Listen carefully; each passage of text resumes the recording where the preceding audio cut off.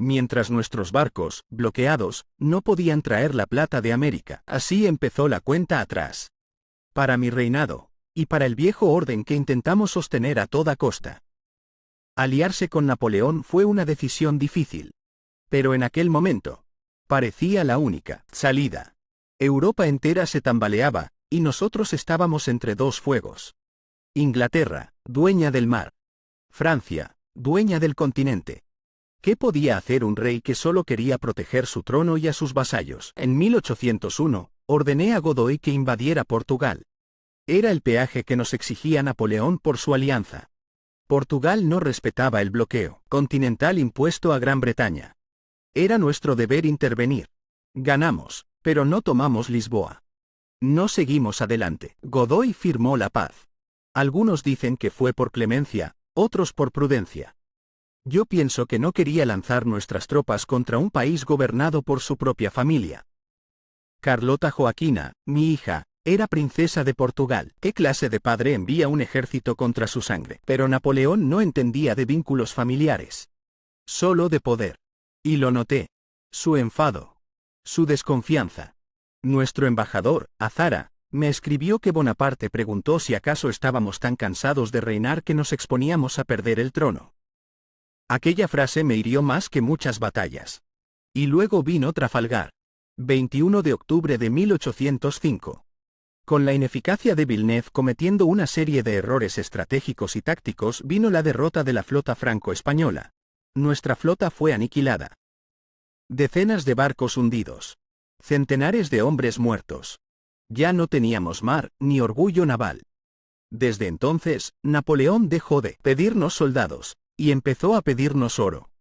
En 1807 firmamos el Tratado de Fontainebleau.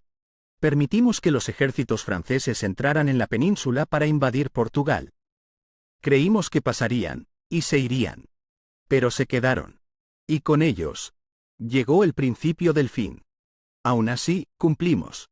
En 1808, todavía había 14.000 soldados españoles luchando por él en Dinamarca. ¿Traición? ¿Lealtad? Quizás solo obediencia. Una obediencia ciega, desesperada. Cuando subí al trono, convoqué a las cortes. Era el protocolo. Había que jurar al heredero. Pero pronto, muy pronto, llegó la Revolución Francesa, y se cerraron. Nadie quería que nos compararan con los Estados Generales de París. Ya bastaba con lo que pasaba al otro lado de los Pirineos. Tampoco hicimos pública la derogación de la ley sálica. Pero la firmé. Me convenía. A mí y a los Borbones en general. Era un seguro, por si no había un hijo varón. Nunca se sabe. Aunque años después, esa misma discreción la usaría mi sobrino Carlos María Isidro como excusa para no reconocer a Isabel. Pero eso, ya no fue mi guerra. Tuve ministros brillantes. Jovellanos. Urquijo. Floridablanca. Hombres sabios, ilustrados, capaces. Y escritores, economistas, reformistas. Forner, Campomanes, Moratín. Todos querían un país mejor. Yo también. Pero los tiempos no estaban de nuestra parte. La guerra, el bloqueo inglés, la falta de comercio con América, nos ahogaban. No había pan. No había trabajo. En el sur, la tierra temblaba. Granada, Almería. Incluso Lorca quedó anegada tras la ruptura de una presa. Y la enfermedad. Viruela. Fiebre amarilla. Dolor tras dolor. Mis ministros propusieron muchas reformas. Algunas quedaron en papeles. Suprimir la Inquisición. Reformar el ejército. Cambiar la forma de trabajar la tierra. Otras sí avanzaron. Limitamos los mayorazgos. Empezamos a desvincular bienes. Iniciamos las desamortizaciones. Pasos, tímidos quizás, pero necesarios. Seguíamos el ejemplo de mis antecesores. Centralizar el poder, modernizar el reino. Ya no decidían los consejos. Mandan los secretarios de despacho. En 1802 creamos el Departamento de Fomento. Medimos, contamos, organizamos, publicamos el censo. Queríamos saber cómo vivía nuestro pueblo. O, mejor dicho, cómo sufría. Yo no era un rey de espadas ni de sermones. Pero me rodeé de gente buena. Y me dolía el reino. Aunque algunos dijeran lo contrario. Gobernar un reino no es mandar sin más. Es lidiar con intereses, con ambiciones, con traiciones disfrazadas de lealtad. Yo creí que podía reinar con justicia, romper algunos privilegios, modernizar España. Pero la nobleza no perdona. Y menos aún. El clero. Godoy lo entendió. En 1794 reprendió al conde de Teba por su discurso en la Academia, donde atacó a la autoridad. Un noble criticando al rey. En público. Ese era el ambiente. Los ricos hombres de Castilla ya no me veían como uno de los suyos. Me veían como un obstáculo. De ahí nació el llamado Partido Fernandino. Nobles heridos en su orgullo. Clero molesto por las regalías. Todos alrededor de mi hijo Fernando. Como si él, joven e inexperto, fuese a devolverles lo que creían perdido. Con la Iglesia fue igual. Tomamos medidas urgentes. Con Pío V preso, dimos a nuestros obispos la capacidad de conceder dispensas matrimoniales. No fue un cisma. Fue supervivencia. Pero nos acusan de usurpar la autoridad del Papa. Firmamos desamortizaciones moderadas. Expropiamos bienes de cofradías, de hospitales. No por desprecio, sino por necesidad. Y sin embargo, años después, me culparon a mí, a Godoy, de desmantelar la caridad en plena crisis. Como si quisiéramos el mal de España. Al principio, conté con hombres brillantes. Urquijo. Jovellanos. Pero su gabinete cayó. La Iglesia los tachó de jansenistas, aunque el nombre poco tenía que ver con el hereje jansenio. Eran simplemente ilustrados, regalistas, españoles que pensaban que la Iglesia podía colaborar, no mandar. En 1800, firmé el reconocimiento de la bula Auctorem Fidei, condenando ese supuesto jansenismo. Era el precio de la paz con Roma. El comienzo de una etapa más conservadora, más temerosa, más sola. Mientras, mi hijo, mi propio hijo, se aliaba con mis enemigos. Y la Iglesia, la misma que tanto había recibido de la monarquía, se fue poniendo del lado de Fernando. Cuando llegó 1808, ya no quedaba nadie. Solo quedaban los que esperaban mi caída. Mientras Europa ardía, nosotros intentamos pensar, leer, enseñar. El terror de Florida Blanca, ese pánico, censor tras la Revolución Francesa, cerró periódicos y apagó ideas. Pero el espíritu ilustrado sobrevivió. Y con la ayuda de mi fiel Godoy, volvió a respirar. Reabrimos imprentas. Apoyamos publicaciones. No tuvimos otro el censor, no, pero nació el Semanario de Agricultura y Artes, dirigido a los párrocos. Quisimos que fueran ellos, hombres de fe, quienes llevarán a los pueblos el conocimiento necesario para mejorar cosechas, oficios, vidas. Protegí personalmente la publicación de la primera Biblia en castellano, la de Felipe Estío. No era reforma, era comprensión. En mi reinado, se tradujo a Smith. Se debatió la ley agraria con Jovellanos. Se representa El sí de las niñas, de Moratín, una obra que acabaría censurada por mi hijo. ¿Ves la ironía? Creímos que la cultura debía estar al servicio del Estado. No podíamos permitir una enseñanza caótica, en manos de intereses enfrentados. Por eso apoyamos reformas en teatros, universidades, escuelas. Godoy soñó con implantar el método de Pestalozzi, y con un catecismo único para todos los niños de España, el niño instruido, de Fray Manuel San José. La instrucción útil fue nuestra apuesta. Medicina, ingeniería, cartografía, historia. Ciencias que fortalecieron el reino. Que le dieran forma, cimientos, rumbo. Quisimos ilustrar. Sin incendiar. Progresar. Sin perder la corona. En un mundo que se desmoronaba, intentamos sembrar la razón. No todo fueron guerras, ni hambre, ni conjuras. También supimos dar lo mejor de nosotros. En 1803, habíamos enviado al otro lado del océano una vacuna. Sí, una vacuna. Aquella contra la viruela que había descubierto el inglés Jenner.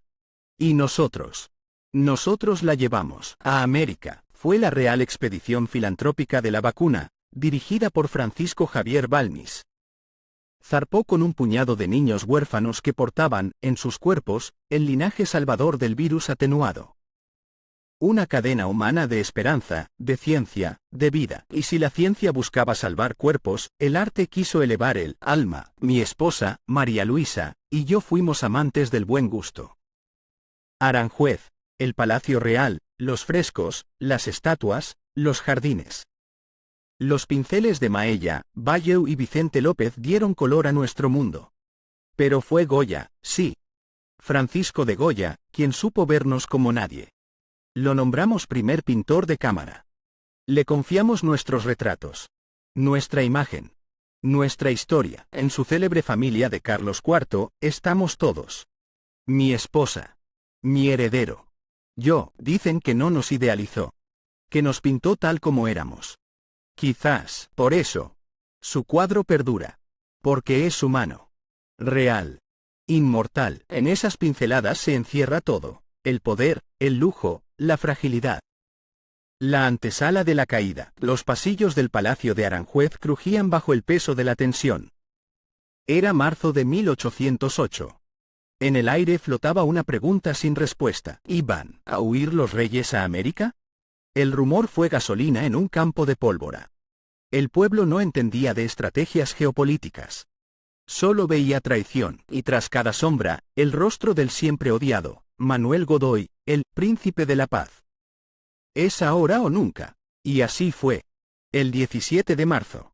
Una señal. Se dice que vino del conde de Montijo, ese tío Pedro, con alma de conspirador. La Guardia Real se une al pueblo. La residencia de Godoy es asaltada. 3 días de disturbios. 3 días de caos controlado. El 19 de marzo, acorralado, tengo que ceder y abdicar en favor de mi hijo Fernando VII. El motín no fue espontáneo. Fue diseñado, ejecutado y aplaudido por quienes querían acabar con la era de Godoy. ¿Fue miedo? ¿Un gesto desesperado para salvar a mi amigo Godoy, que había sido descubierto en una buhardilla como un ladrón cualquiera? ¿O simplemente el canto del cisne de un rey sin trono? El motín de Aranjuez fue más que una revuelta. Fue el símbolo de una monarquía que se devoró a sí misma, con la ayuda del pueblo, del ejército y de mi propio heredero. Y mientras tanto, Napoleón esperaba al otro lado de los Pirineos, dispuesto a mediar, o a reinar. Nunca imaginé que el mayor acto de traición que sufriría en mi vida vendría no de mis enemigos, sino de quienes decían ser mis aliados. Aún me cuesta escribir sobre aquellos días de mayo de 1808 en Bayona, pero debo dejar constancia de lo que allí ocurrió. Napoleón, ese hombre que tantos admiraban y temían, nos llamó a mi hijo, Fernando y a mí con la promesa de mediar nuestras diferencias. Yo, todavía herido por lo sucedido en Aranjuez, donde, entre motines y traiciones, me vi obligado a abdicar, acudí esperanzado en encontrar justicia. Fernando también fue citado. Lo que no sabíamos era que íbamos a entregarle, sin darnos cuenta, la corona de España. Él, Bonaparte, jugó con nosotros como un tahúr con sus cartas marcadas. Primero, presionó a Fernando para que me devolviese el trono. Luego, me hizo creer que, cediéndole a él la corona, salvaríamos la paz en España. Yo, rey por herencia y por deber, cedí. No por ambición, sino por desesperación. Me vi forzado, con mi familia deshecha, el país en caos y la violencia a las puertas. Godoy, desde su reclusión, me escribió palabras que aún resuenan en mi cabeza. En tal día como este, un rey pacífico, hombre de bien, fue sorprendido y reducido a un estado de enajenamiento mental por un soldado poderoso, que prefirió arrebatarle su corona por el engaño. No le faltaba razón. Yo entregué la corona, sí, pero no lo hice por codicia. Lo hice porque creía, honestamente, que evitaría la guerra, que protegería a mi familia y a mis súbditos. Me equivoqué.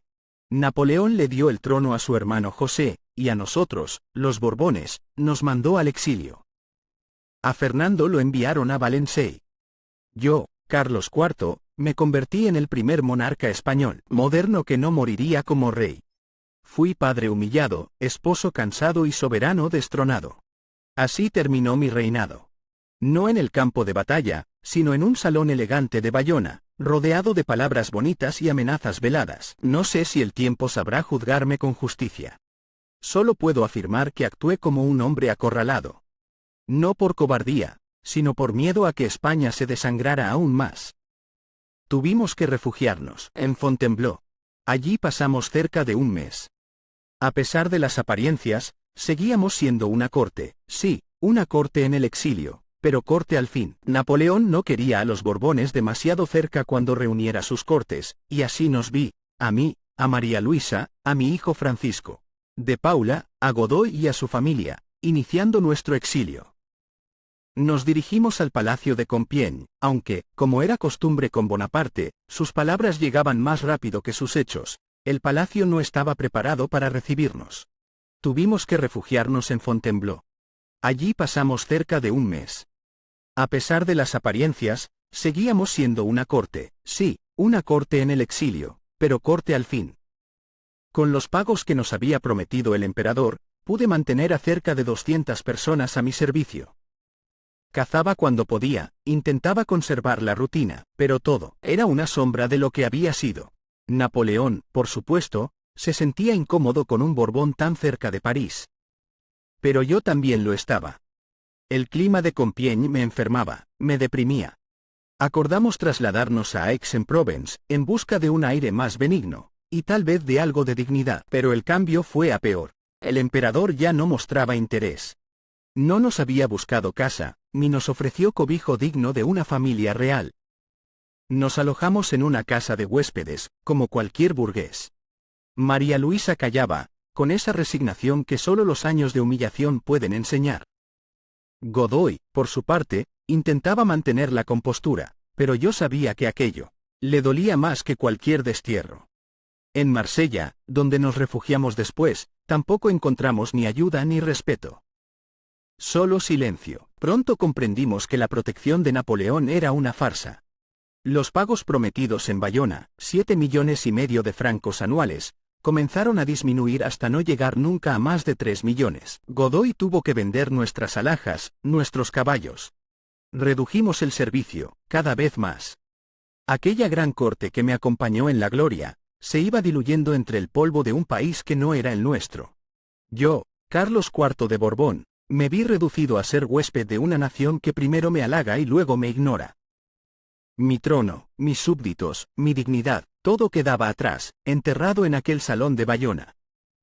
Y ahora, con mi salud empeorando y mi familia dispersa, solo me quedaba la caza, y el recuerdo. Dios me conceda, al menos, que algún día se escuche mi voz, y que la historia no olvide que no fui traidor ni cobarde, sino un rey obligado a callar para evitar el desastre. Durante aquellos años oscuros en Francia, llegaron a mí rumores, propuestas, susurros disfrazados de esperanza.